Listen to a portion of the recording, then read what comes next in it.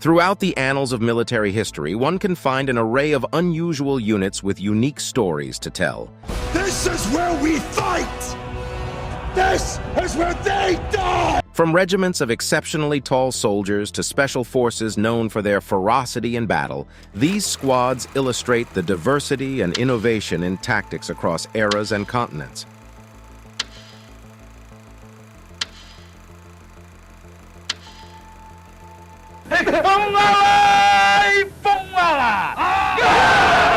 Number 1. The Potsdam Giants.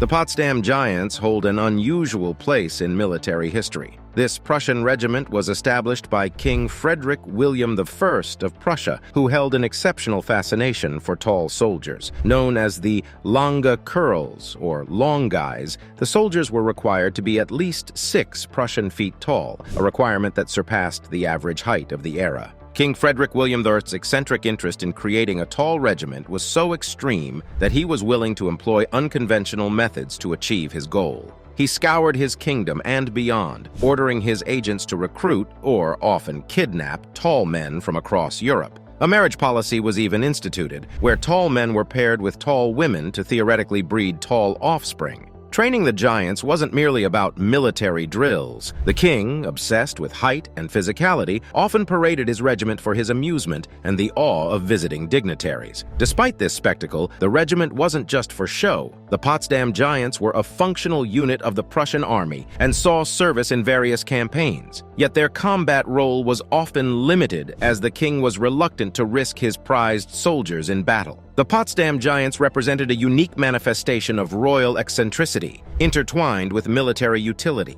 The regiment's unusual height requirement made them a curious spectacle on the European stage. Despite their unusual origin, the Giants were an integral part of the Prussian military tradition and served as a symbol of Prussian might and the peculiar passions of their king. This obsession with height, however, ceased with the death of King Frederick William I.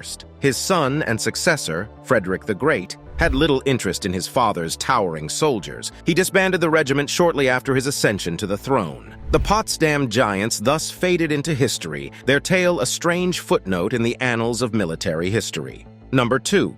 The Sacred Band of Thebes.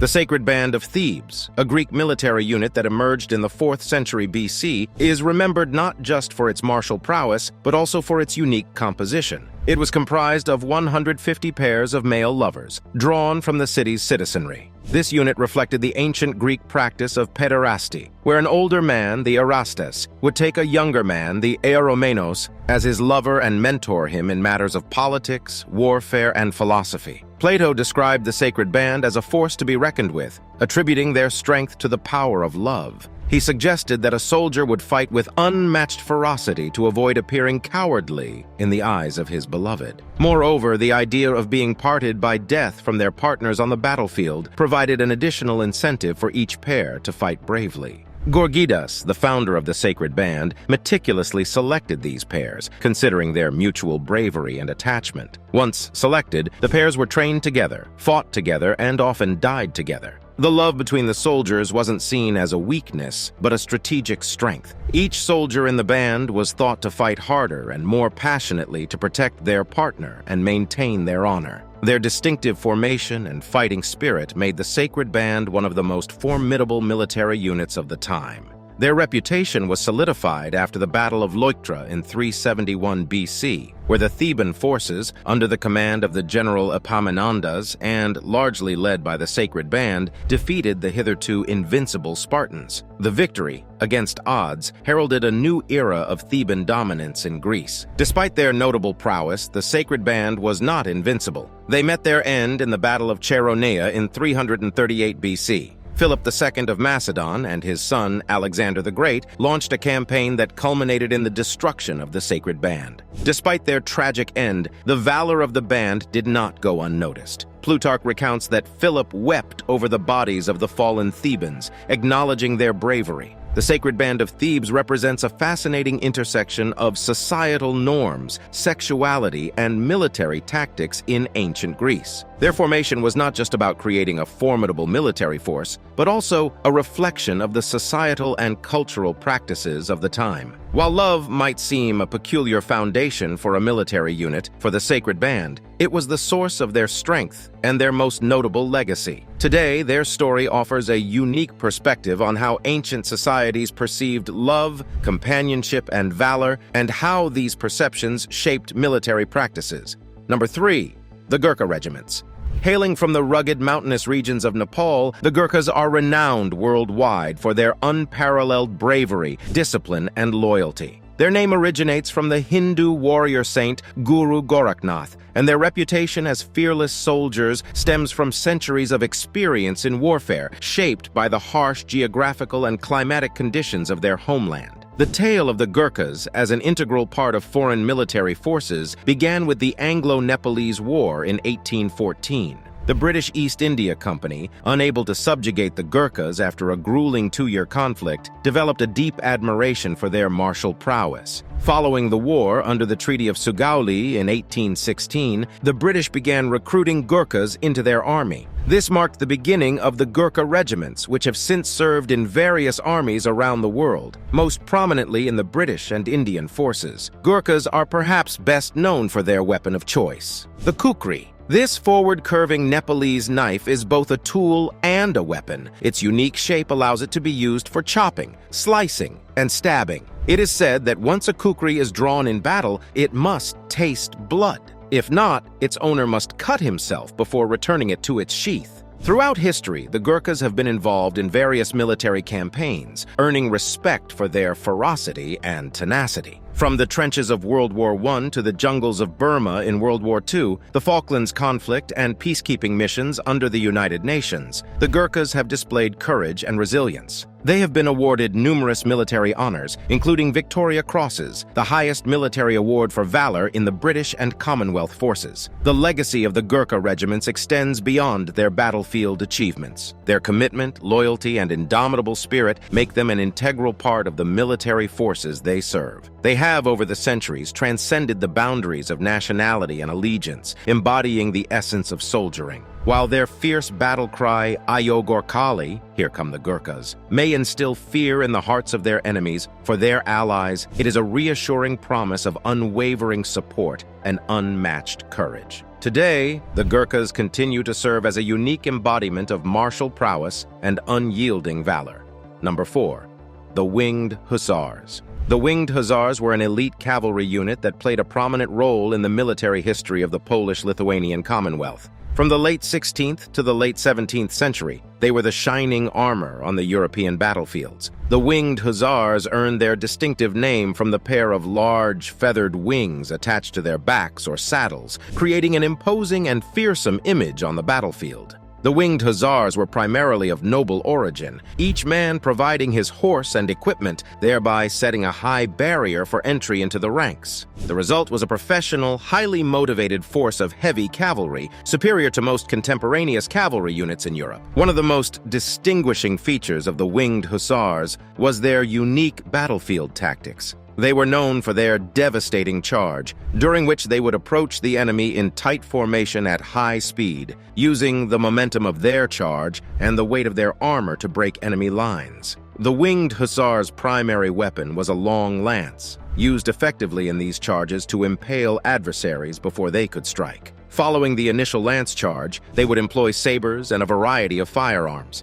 As much as their tactics, their appearance on the battlefield was strategic. The wings, usually made from eagle, swan, or ostrich feathers, were mounted on a wooden frame and attached to either their saddles or their armor. It's speculated these wings produced a loud, intimidating noise when the Hussars charged, causing panic among enemy ranks. Moreover, they gave an illusion of a much larger force, affecting enemy morale. Whether for psychological warfare or a simple identifier, the wings became a symbol of the Hussars' martial prowess and chivalry. With the evolution of warfare, the need for heavy cavalry like the Winged Hussars gradually diminished. By the end of the 18th century, the unit had largely disbanded. Nevertheless, their legacy endures not only in the annals of military history, but also in the cultural memory of Poland. Today, the winged hussars symbolize the golden age of the Polish-Lithuanian Commonwealth, their image immortalized in art, literature, and national folklore. The story of their courage, tactical skill, and distinctive wings continues to captivate military historians and enthusiasts alike.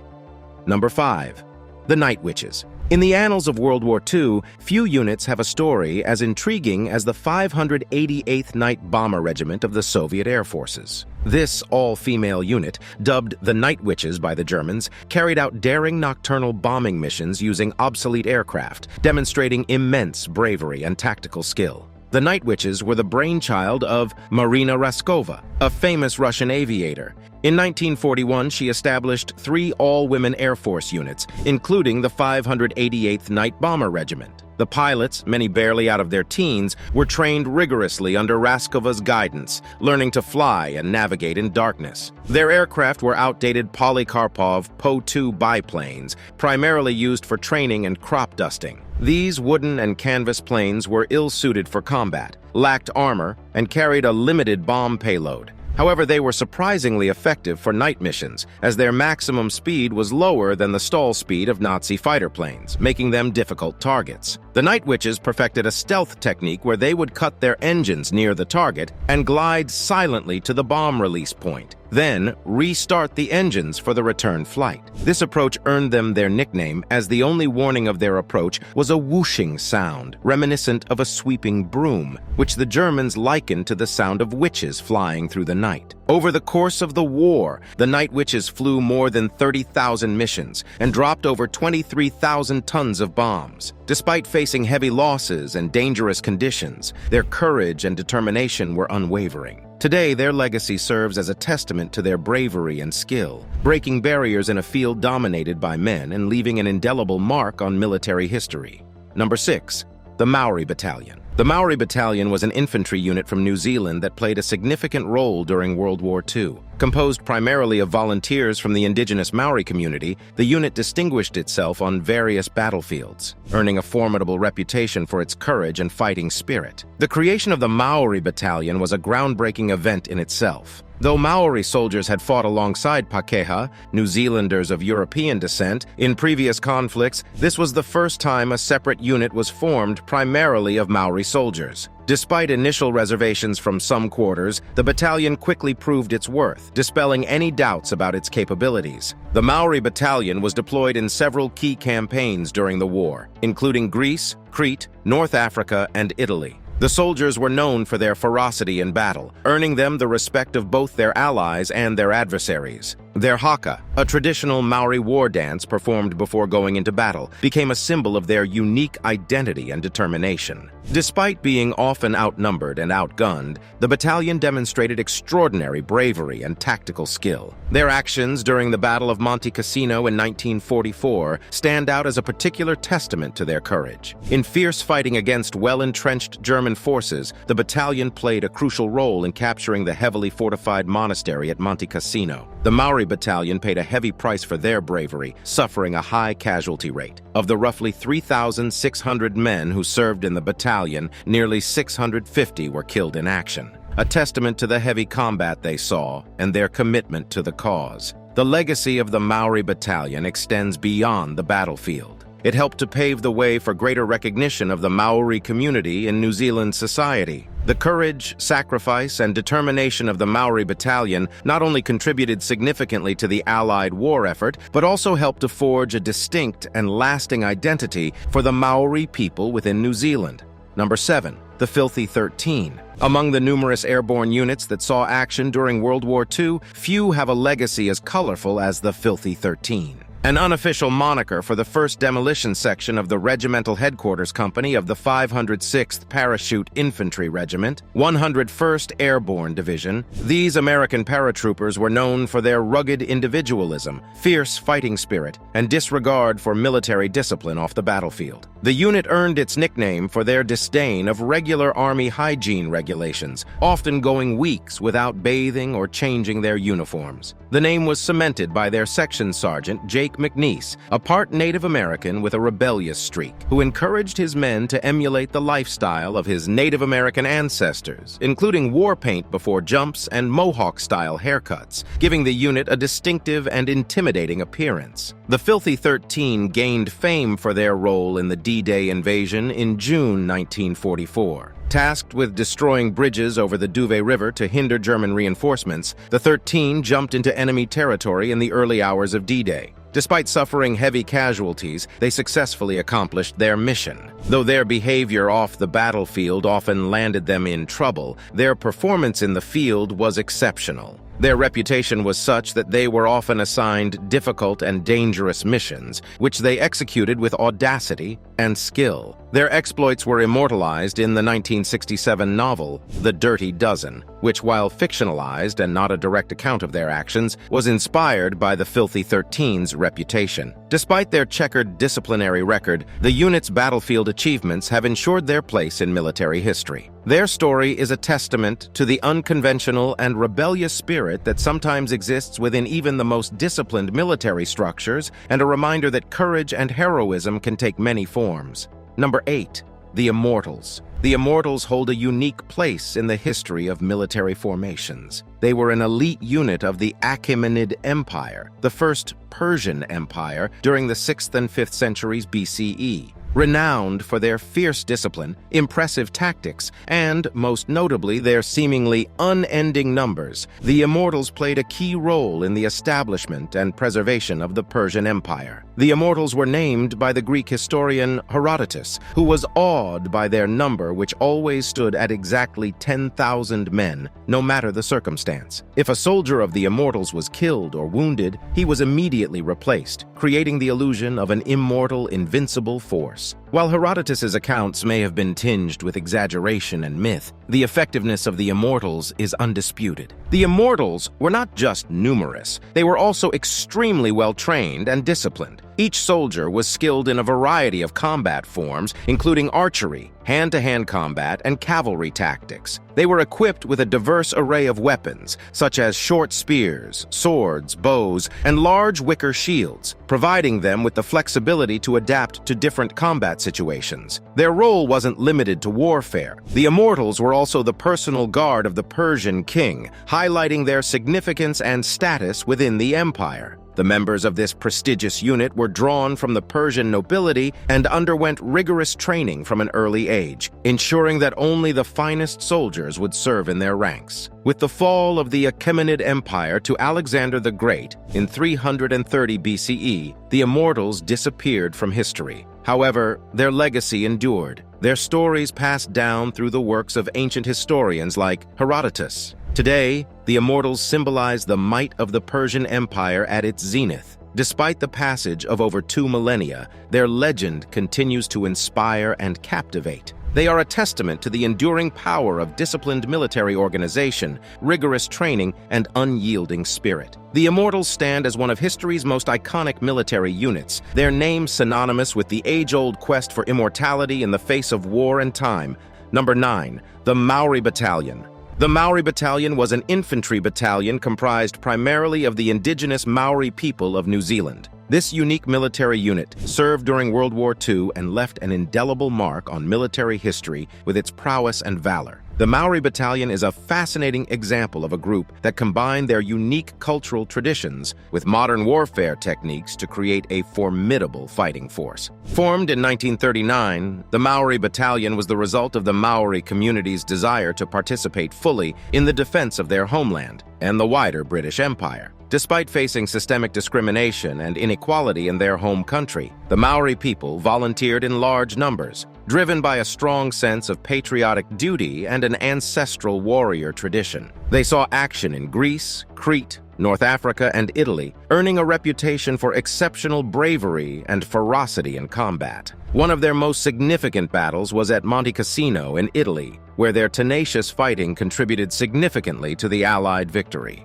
Despite their warrior spirit, the Maori Battalion was known for their strong camaraderie and sense of brotherhood. They often performed the haka, a traditional Maori dance, before going into battle, a display of cultural pride and determination that both uplifted their own spirits and intimidated their enemies. However, this fighting prowess came at a great cost. The Maori battalion suffered heavy casualties throughout the war. Over 640 of its approximately 3,600 soldiers were killed in action, a casualty rate considerably higher than other New Zealand infantry battalions. The legacy of the Maori battalion extends beyond their impressive military achievements. They played a crucial role in promoting the Maori culture and demonstrating the Maori capacity for leadership and responsibility. The courage, sacrifice, and accomplishments of the Maori battalion also contributed to the growth of Maori pride and self-esteem, fostering greater recognition and respect for the Maori people within New Zealand society.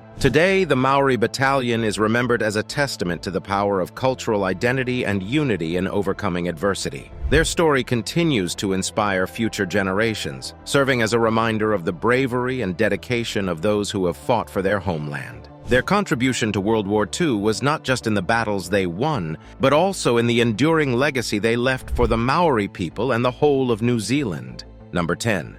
The Camel Corps. The Camel Corps stands as one of the most unusual military units in history, demonstrating an innovative adaptation to the harsh desert conditions of the 19th and early 20th centuries. Originally formed by several countries, including the United States, United Kingdom, and Australia, the use of camels for military purposes proved invaluable in certain geographies where horses and mules struggled to survive. In contrast, the Imperial Camel Corps, formed during World War I by British Imperial forces, saw extensive service in the Middle East. Composed of troops from Britain, Australia, New Zealand, and India, this unit was crucial in the Sinai and Palestine campaign against the Ottoman Empire. Their most notable engagement was the Battle of Magdaba in 1916, where the Corps played a significant role in securing an important victory for the Allied forces. The camel-mounted troops were capable of moving silently and swiftly across desert terrain, making them ideal for surprise attacks and quick retreats. In addition to their combat roles, the camels served as effective transport animals, capable of carrying heavy loads over long distances without needing much water or rest. Despite their utility,